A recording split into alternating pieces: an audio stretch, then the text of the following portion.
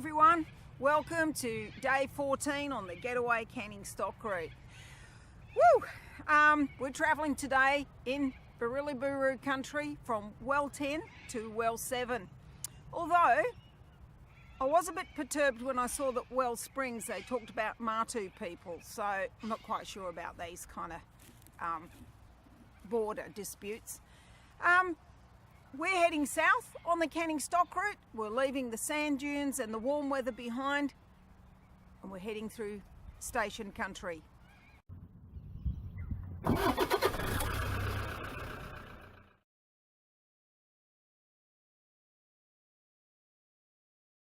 Here's a visual for you showing Wiluna where we started the track and Wiluna where we'll finish. I don't know if you can see them down there through the trees. That's where they're camped, in the riverbed.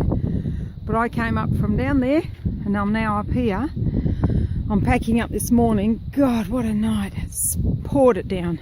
Oh well, we're at the fire at well 10 in the riverbed. At least the bloody fire's done. Oh no, the fire starter's good. Anyway, Sir Bob's there, all settled in his throne. You want this? Where's that hat got? Oh, it's underneath. See, hang on. Just want you to get a peep of this. Rob's our laugh police today. And I don't know why he gets these awards. He causes nothing but trouble, does he, Leslie? Putting up and putting something He's putting something away. This is the first time on the trip I'm filming this. I'm filming this. Bobby, he's a good sport.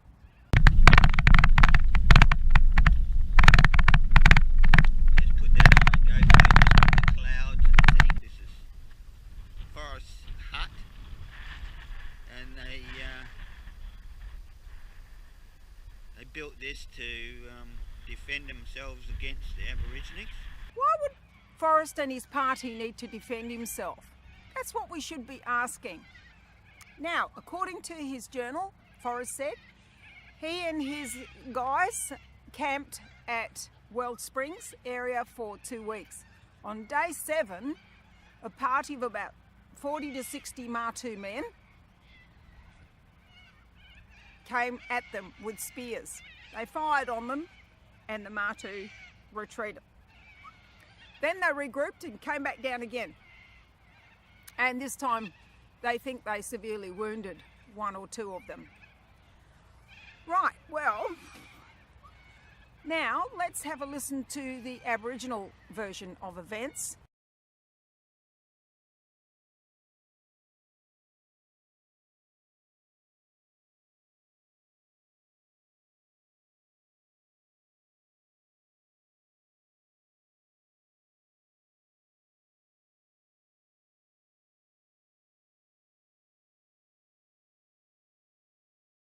Here is the actual well known.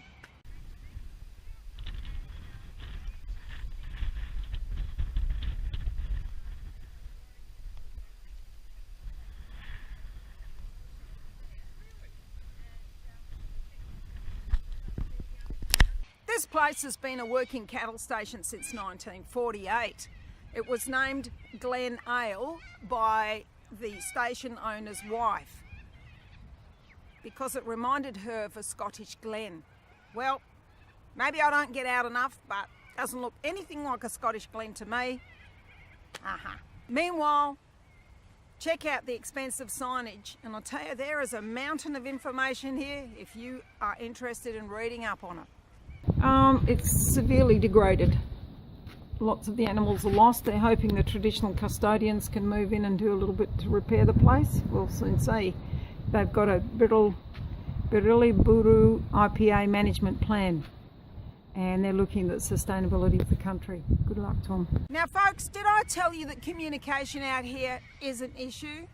We've just passed another prize pooch who's not on 40, just comes up, looms up in front of you. We've been sending out the signal, no acknowledgement, and we think there's 2 of them.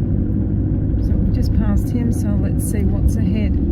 These 2 guys turned out to be motorbike riders, but they're not the only ones. Other vehicles did not call out or respond to our call outs either. Oh, dangerous. Here we are, just gone around a little muddy little camp to a well 8. By the way, We could not access Cannonball because the station owner, on whose property Cannonball is sick to death of all the rubbish that campers leave behind. So he's blocked it off. We had to take a diversionary track and pushed on to the next well. As you can see, it's not restored, but it's a good historical piece. Wow, the well's pretty deep. Get away from there, Lucy. Look, it would have been probably about, I can't remember the exact date, 1939 or so. There was an Aboriginal guy that came and joined camp, and he ended up murdering another. Oh no, hang on, he was in jail because he murdered someone. Then he got out of jail, and then he had a bit of a humding with a couple of other natives, and they ended up murdering him. And Snell didn't end up reporting it to the cops till about 6 months later, and he was found buried in about 18 inches of sand. And I have to say, in all fairness to Schnell, it's not like he could pick up the sat phone and say, "Excuse me guys, just want to report a murder out here."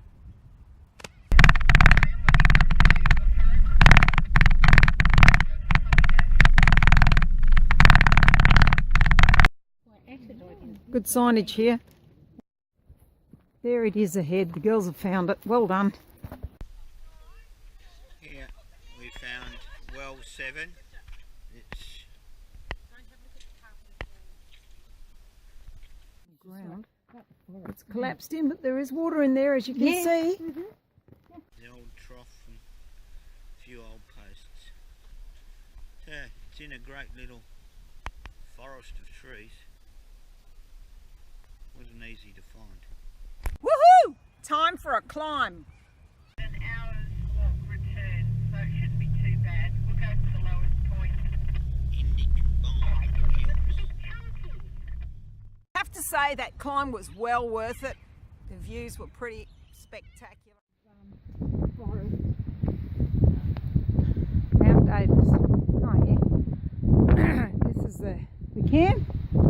Looks pretty crash hot.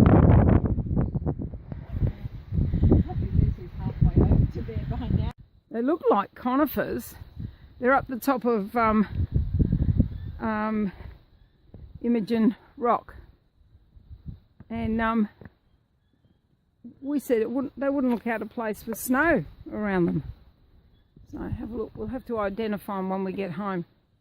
We're all champion wood collectors by now, and collecting our wood on the side of the track instead of getting it in the around the wells or where we camped, trying to kind of take the pressure off the country a bit, spread the load. That Graham's got a big log up there. He's getting to be a real firebug actually. You're going to have to keep an eye on him, Denise. He lives in the hills. It's cold tonight, and he brought that log back, and they said no, we've got enough. It's quite attached to it. That's right. So you want to make sure it came. That's right.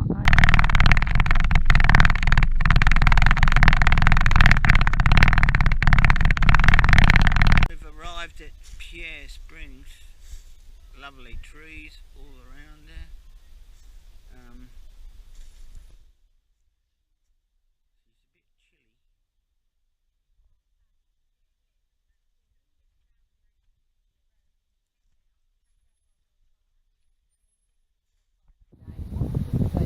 Wow, Diamond in the Desert sounds better than Pierre Springs. I know it does, but there's no murders here, there's no pillages, there's nothing, it's just... Are there any diamonds here? No, only Murray. Oh, okay. Only Murray. Oh, I tell you what, she's smooth, Murray. I can see why you succumbed. Million Yeary, Pierre Springs. Losing the old stuff. Just going to read a bit about Tommy Ningabong. That rock we went to was named after him. So he's born in 1904 at Well 9, Wellspring, and he was a Putijara man, renowned stockman, dogger and police tracker. He's widely respected both Aboriginal and pastoral communities. If you want to learn more about this incredible guy, check out Phil Bianchi's site. He's got a book there on Tommy Ningabong. Okay, I'm setting up camp here at Pierre Springs, formerly called Diamond of the Desert. Anyway, it's in a bloody riverbed again, but I'm up on the side here where it's dry, so Please God, don't rain tonight. Well, thank goodness it didn't rain. If you like the video, please give me a thumbs up. Put your comments below. Share it with your friends. Subscribe here on the button. Hope to see you out there next time. Bye-bye.